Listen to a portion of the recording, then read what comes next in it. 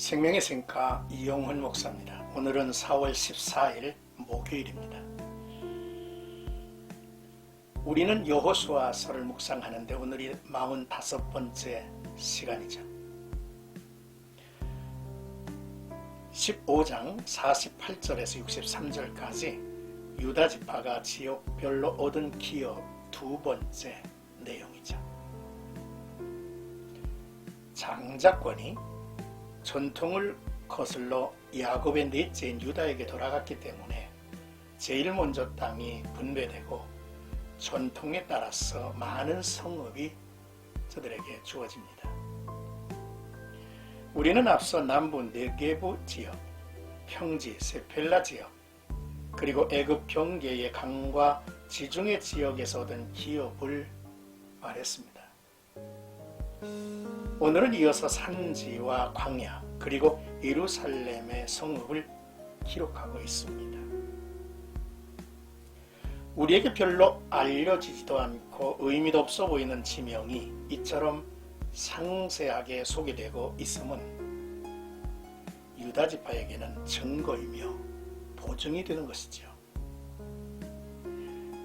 이는 하나님이 주신 주권적인 은혜의 인치심이기도 하기 때문입니다.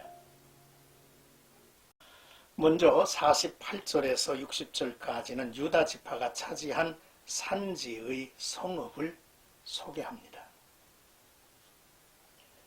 헤브론과 예루살렘을 중심으로 펼쳐진 유다 산지에는 모두 38개의 성읍이 있었습니다. 베델에서 부엘세바에 이르는 중앙 높은 지대의 산지는 이스라엘 백성의 생활의 중심지가 됐죠.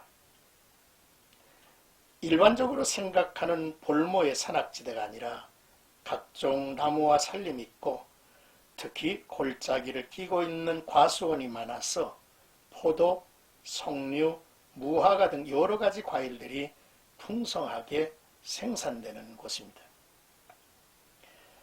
가데스 바네아에서 파견된 12명의 정탐꾼, 그들이 헤브론 산지의 에스골 골짜기에서 포도 한 송이가 달린 가지를 장정 둘이서 막대기에 꿰어매고 온 사실을 보아서 그렇습니다. 민수기 13장 23절 24절을 보면 또 에스골 골짜기에 이르러 거기서 포도송이가 달린 가지를 베어 둘이 막대기에 꿰어매고 또 석류와 무화과를 따니라. 이스라엘 자손이 거기서 포도를 베었으므로 그곳을 에스골 골짜기라 불렀더라 했습니다. 그러나 유다 지파가 차지한 이 산간 지방의 성읍들은 평지나 해변에 있는 성읍같이 편하고 살기에 좋은 것은 아닌 것이 맞습니다. 게다가 네피림 아낙 자손 거민들이 사는 곳이었죠. 정복하기 힘든 지역이었지만 유다가 분배를 받습니다. 그러므로 믿음의 사람 갈렙이 구하고 정복해 갈 수 있었던 곳이기도 하죠. 유다는 이곳을 젖과 꿀이 흐르는 산지로 만들어 갈 것입니다. 이제 61절에서 62절까지는 유다 지파가 차지한 광야, 사막지대의 성읍을 소개합니다. 유다 산지의 동편에서 사해 쪽으로 가파르게 경사지를 이루면서 남북으로 길게 이어진 유다 광야 지역에는 모두 6개의 성읍이 있었습니다. 대략 24km의 거리에 무려 914m의 이상의 급경사로 이루어진 광야는 대부분 나무나 식물들이 살 수 없는 삭막한 황무지인데 일부 지역에서 생물을 중심으로 그 부근에 사람들이 거주한 흔적들이 요즘 발견되기도 한다 합니다. 이곳 사막지대에는 소금 성읍이 있었죠. 멸망의 도성이었던 소돔과 고모라가 있던 곳으로 불신앙의 역사가 그려진 곳이기도 합니다. 반면 다윗이 사울을 살려주었던 엔게디가 있는 곳이죠. 광야는 불안과 척박함, 그리고 수많은 예측 불허의 어려움들로 하나님의 은혜가 아니면 살 수 없는 곳이기도 합니다. 그래서 하나님은 더욱 깊이 묵상하고 만나야 할 곳이 이곳이기도 하죠. 이스라엘 역사에서 유다 광야 지대는 시련을 통해 믿음이 연단되어 가는 곳으로 여겨집니다.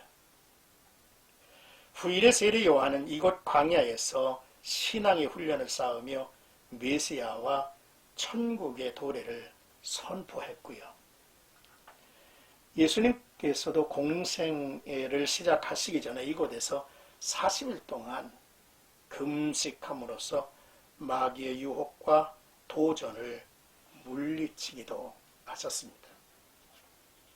이제 63절 예루살렘 주민 여부수 족속을 유다 자손이 쫓아내지 못하였다라는 내용입니다.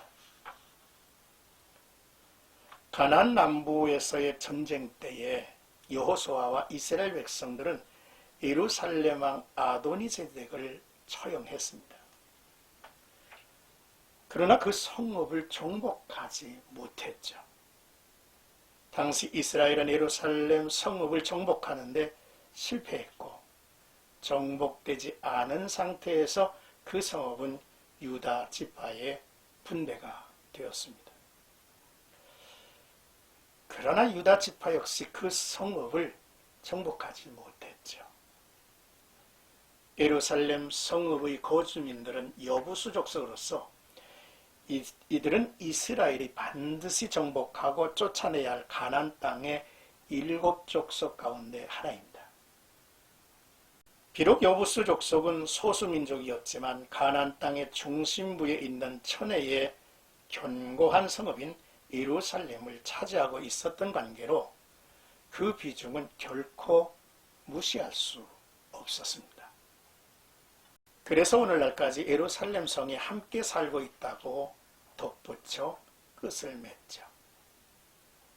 이는 이후에 진행된 다른 지파와 사사시대 우상 문제의 기원에 대한 암시이기도 합니다. 온전하지 못한 순종이 결국 우리 자신에게 옆구리의 가시가 되고 올무가 되어 돌아옴을 지적하고 있는 내용이기도 하죠. 사랑하는 생각가족 여러분, 오늘 우리는 불안과 척박함, 그리고 수많은 예측 불허의 어려움들로 가득 찬 산악이나 사막의 상황과 시간에 처해 있지는 않은지, 그러나 이때가 하나님을 온전히 의지하는 법을 배울 수 있고 하나님과 만남과 대화의 기회를 얻을 수 있다는 사실을 깨달아야겠죠.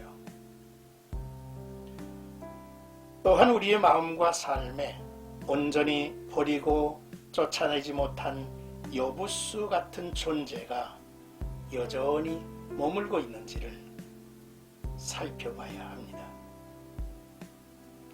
안일한 마음과 나태함, 구별된 삶을 지키지 못하고 현실에 타협을 하는 연약한 모습, 온전한 신뢰와 충성된 모습을 잃고 있지는 않은지, 성도는 믿음의 선한 싸움을 싸우고 영생을 취하는 자들임을 잊지 말아야만 하겠습니다. 오늘도 나와 여러분들이 하나님께로부터 주어진 산지, 그 산지를 믿음으로 정복하고 또한 온전히 내 마음과 삶 속에 베어버릴 것들, 쫓아버릴 것들이 무엇임을 확실하게 해서 하나님 앞에 경건한 주의 자녀들로서의 삶을 살아가는 나와 여러분들이 되기를 축복합니다.